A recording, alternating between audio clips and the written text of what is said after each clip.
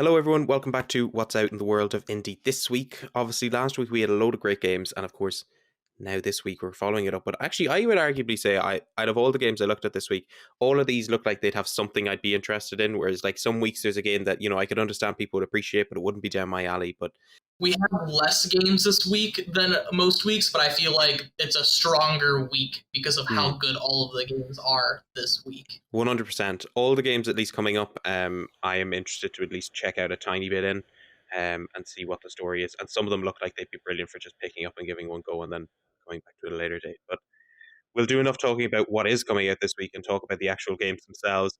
The first game on the list, I mean, you started off with a banger here, Voyage. Tell me a bit about this. It looks so good. Like, it looks so good. Voyage, it's a cinematic adventure game, talking about the essence of shared exploration. And it has this very unique art style that really puts an emphasis on lighting, especially.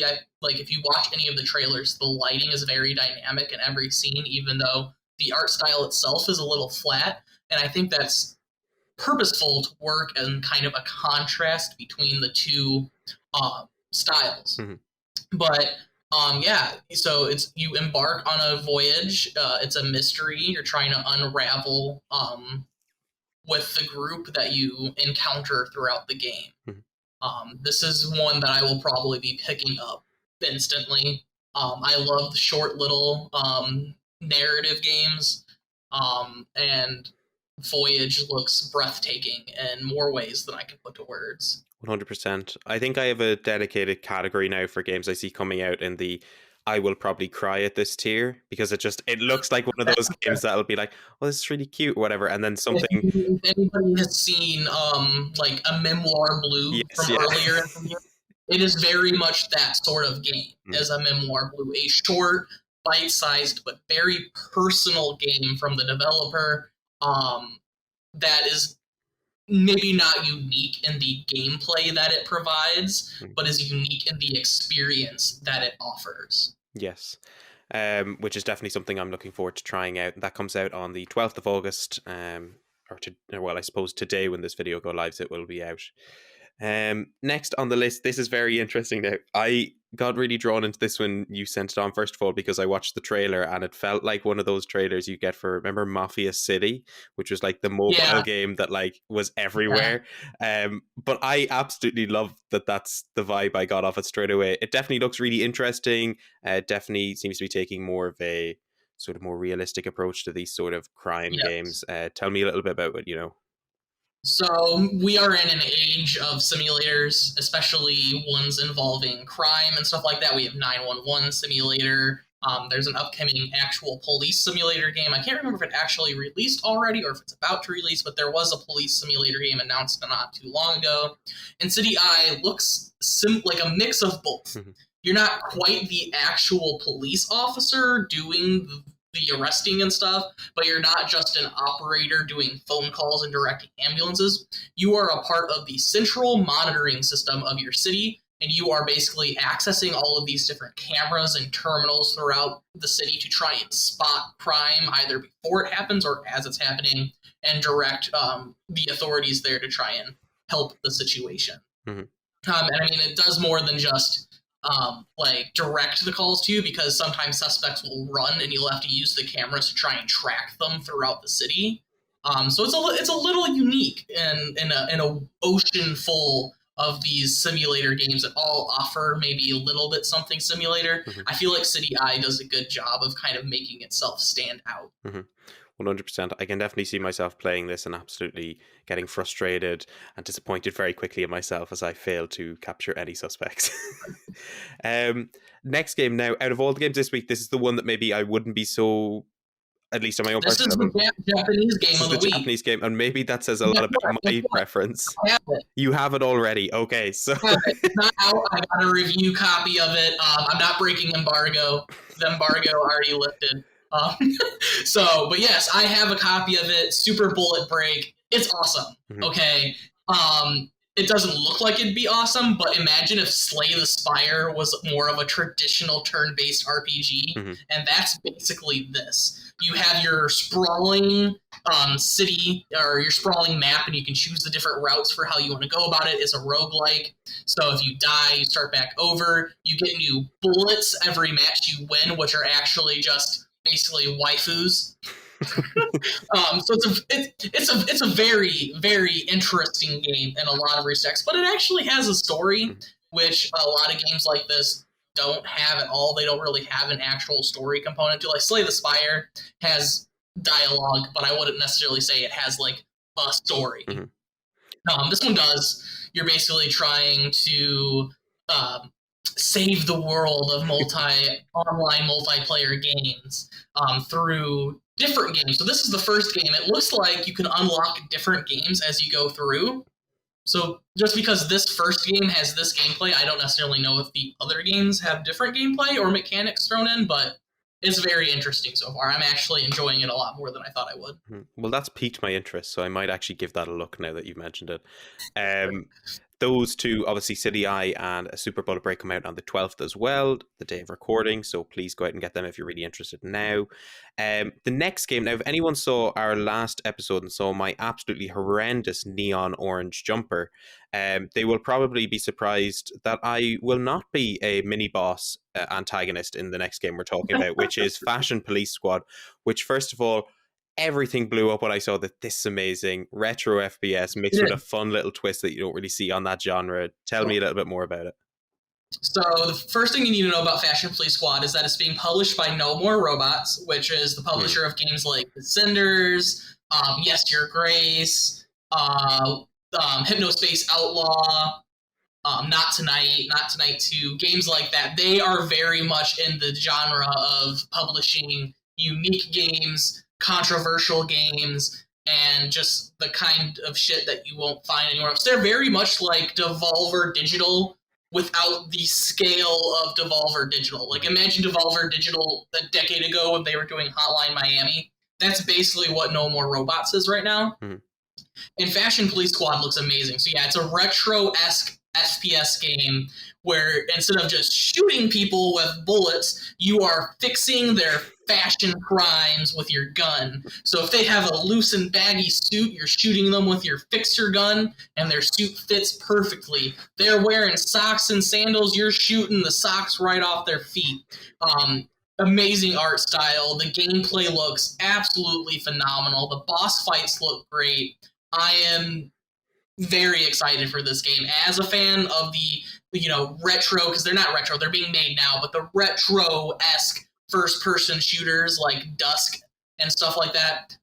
Some of my favorite games to play, and Fashion Police Squad looks like it's just taken that genre that has really solidified itself as just being Doom-likes, just these very brutal, gory, over-the-top shooting fests, and it's taking that and just bundling it up, throwing it in the trash, and be like, we're gonna be hilarious.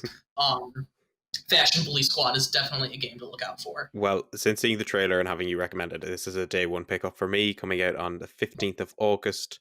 The next game on the list now, last time we were talking, I mentioned how Turbo Golf Racing was kind of interesting because it came into this genre of like games that made up their own sports, like Breakout City. Now, if you really liked Breakout City, this is very much more down that route. Rollerdrome looks incredible. Rollerdrome does look incredible. I do have good news for you. If you want to try it at no cost and you happen to be subscribed to the PS Plus Extra or Premium tier, it is getting a free trial. It's not being added fully to the service, but you will be able to at least try the game. I think it's for 4 or 5 hours before having to buy. But yeah, Rollerdrome looks awesome. It is basically a roller skating arena third-person shooter. So there's all different kinds of classes. You got people with like huge shields that'll like slam them down to like throw people off of their skates. You have the main character, not necessarily a main character, but the main class that you see in the videos, who's really fast and nimble, but has like an assault rifle that they're shooting people with. It is just very visceral. I really enjoy the art style. It reminds me a little bit of Sable that came out last year in terms of its art style. And I'm I love that art style. It's one that I can never get to. That's half the reason I played Sable, was the art style alone. But it's also just a shooter experience, much like Fashion Police Squad, that you don't get anywhere else in the genre. I really like games that are a little bit groundbreaking or innovative, and I feel like Rollerdrome and Fashion Police Squad both fit that to the nail. Mm-hmm. They're both out here trying to do something that you don't really see in the genre a whole lot, adding their own twist and affecting it with some humor, and just overall offering what looks to be a fantastic experience. Well, this definitely looks like something I'm going to check out anyone as a PS Plus Extra subscriber, and I'm really looking forward to it because it's one of those games that immediately when I saw it, I saw fast-paced action, dive right into it, very easy. It looks like to pick up and play and put down and come back to at a later date, which is my absolute favorite. It looks like it has a easy to learn floor, but a high skill ceiling. So anybody can get into it, but the more you play, there will be more and more you can learn how to do with it. But you'll never necessarily be at a disadvantage, which is something that turns people away from a lot of games like Overwatch or Apex when it comes to the more competitive aspects of it, because the skill ceiling is so much higher than where the casual player base is. And I feel like Rollerdrome is going to be not in quite that same situation. 100%. I think if I was to kind of describe it without even having played it, which is a terrible thing to do, but if I was to do that, I feel like it's a great mix between Breakout City and a game like My Friend Pedro. It seems to just have the exact same vibe and feel to it, which is absolutely fantastic. Also, I just realized you keep calling it Breakout City. I believe you mean Knockout City. Knockout City. Now, that does show my level of knowledge. It's okay. It took me, you said it like 5-6 times before I realized, so I'm in the same boat with you. Could have gotten away with it. You could have. It's true, but our integrity, Odrin. Yes, of course. Let's briefly move on and try and make people forget about that. Rollerdrome obviously comes out the 16th as well, if you're looking to pick that up. Another game that also comes out on the 16th, which looks absolutely fantastic. I think this is the sort of game I think of when I think of retro. Maybe that just shows my age, but it definitely looks like something I'd be really interested in picking up for a bit of nostalgia. Blossom Tales 2. Yes, so Blossom Tales 2, The Minotaur King, is a sequel to the Blossom Tales, obviously. I played the first one. It is very much, as you described, it is very reminiscent of like the 1990s, early 2000 Game Boy Zelda games.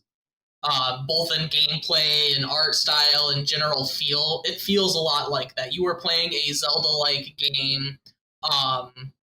Maybe doesn't do anything all that unique or original in its gameplay, but it does a great job at taking you back to a time where you were playing Legend of Zelda: A Link to the Past on your Game Boy, or you were playing Minish Cap for the first time. And I loved the first one. I wouldn't say it's necessarily an extravagant game. It's not going to blow you away. I don't want to set expectations for it too high. Any fans of Zelda likes, though, you are going to enjoy this game.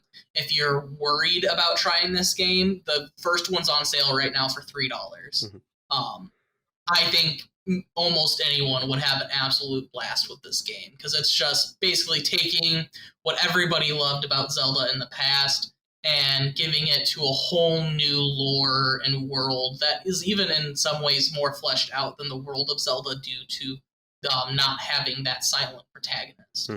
And just from your recollection, obviously, if people are wanting to pick up the first game and try and get it complete before the 16th, how long does that game take to finish the first one? I think it took me somewhere around 6 to 8 hours. It's not a particularly long game, and it doesn't have like a whole lot of, not necessarily replayability, but extra length that some Zelda games do, where you have all of the collectibles and stuff that you can collect, like a Link Between Worlds, where you have all of the fragments and stuff that you can find. It's a fairly one and done game, and I mean, if you play 2 hours a day, it'll take you 3 days. If you play an hour a day, it'll take you a week. it's very doable before the sequel comes out, I'd say. 100%. So again, that comes out on the 16th. If you're looking to pick up the first game, as Mike mentioned, that's also on sale at the moment. Next game on the list, We Are OFK. This looks really interesting, really unique. I'm really looking forward to see what this is about. And I remember seeing it a while back, so maybe give me a bit of Yes, detail it on was what. announced, I think last yearish. Because I think it was originally supposed to come out in October of 2021, I believe, but it got delayed. But We Are OFK is about the indie pop band OFK, who I had never heard of until this game was announced. But it's basically telling the story of how this band and each of its members rose through their different adversaries to form OFK, which I think is really unique. A band using the format of video games as basically an autobiography is something that we haven't really seen in the realm of video games ever done before. But it also just seems like a very touching narrative-based game. It has a very unique art style that really vibes with this indie pop band type aesthetic that they're going for. I will say that this release, it is just episode 1.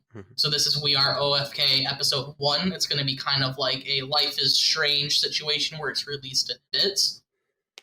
But I'm very excited for it, and I haven't listened to any of OFK's music. I don't think that's going to stop me from playing the game because I guarantee you their music is in the game.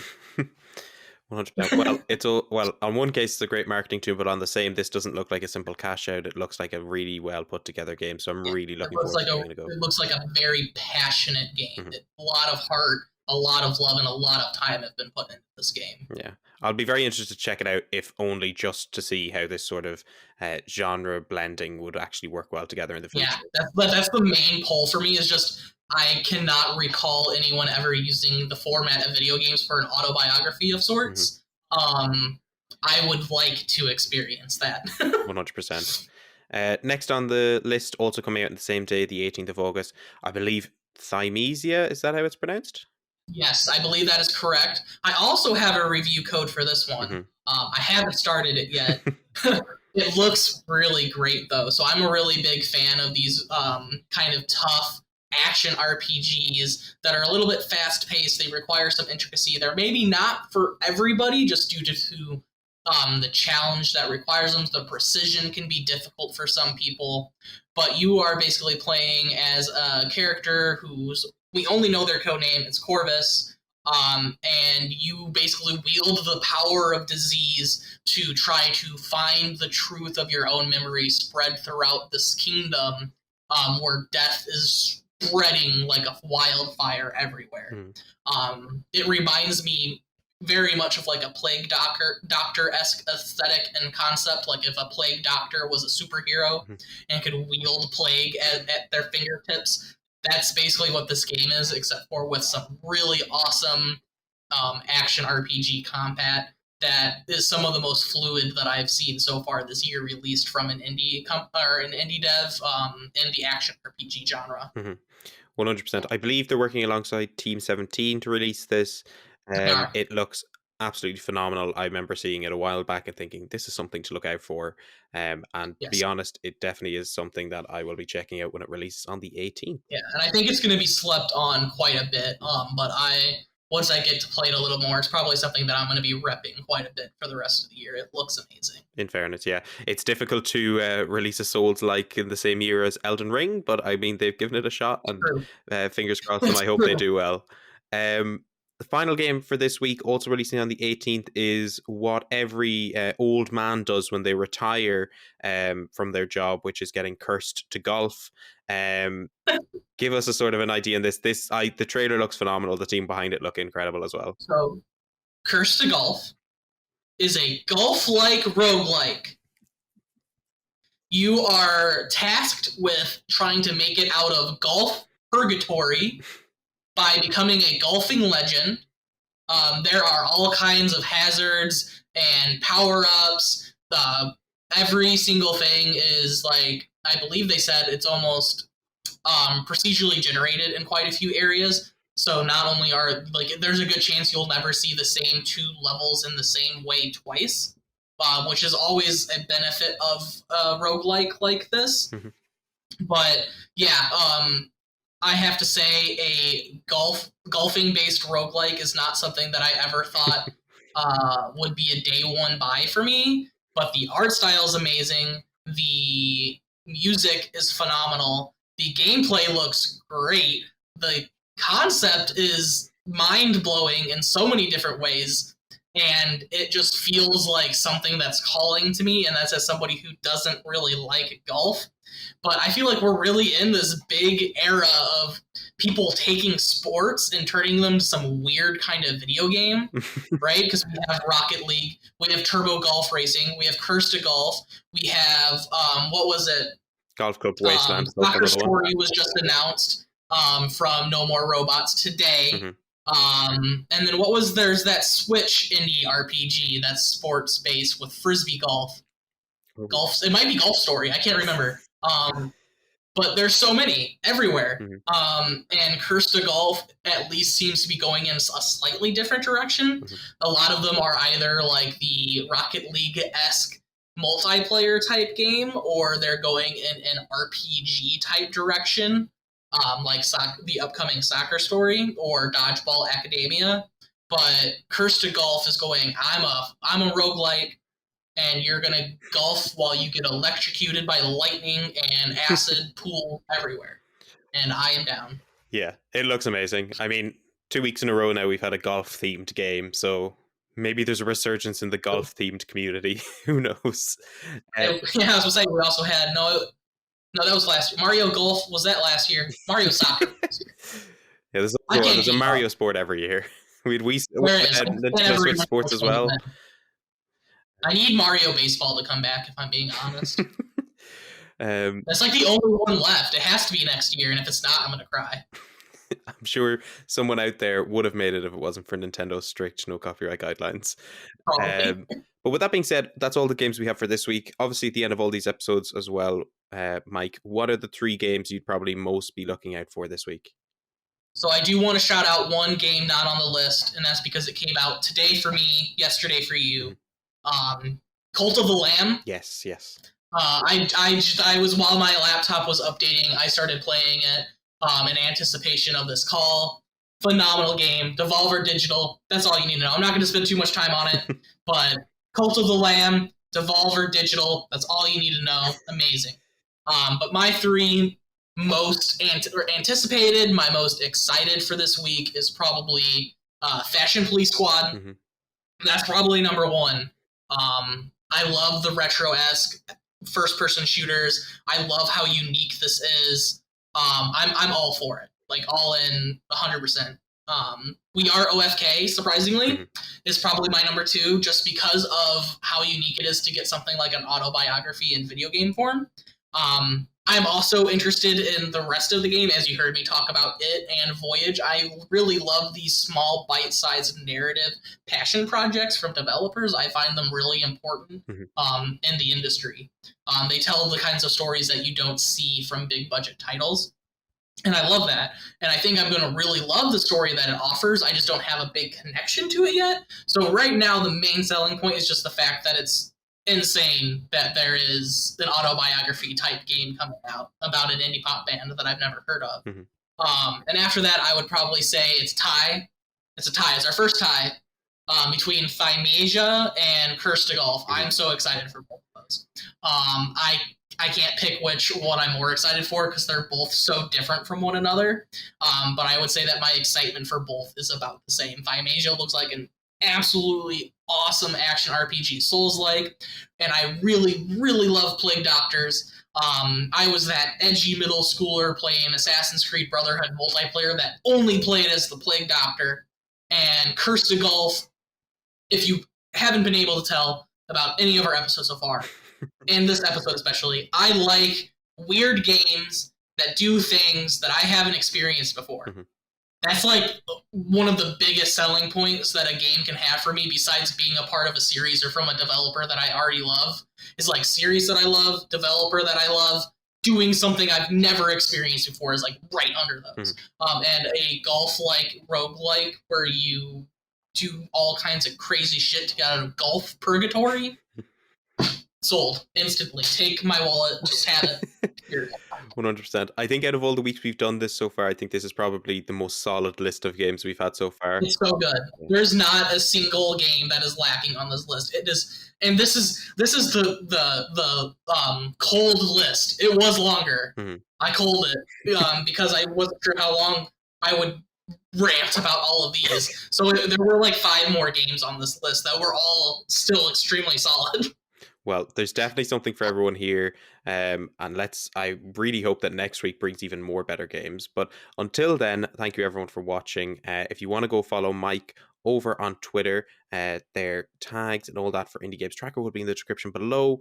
Alongside that, you can also follow Gaming Sandbox on all the platforms as well. And if there's any games that we've missed out on that you're particularly looking forward to this week, please let us know in the comments below.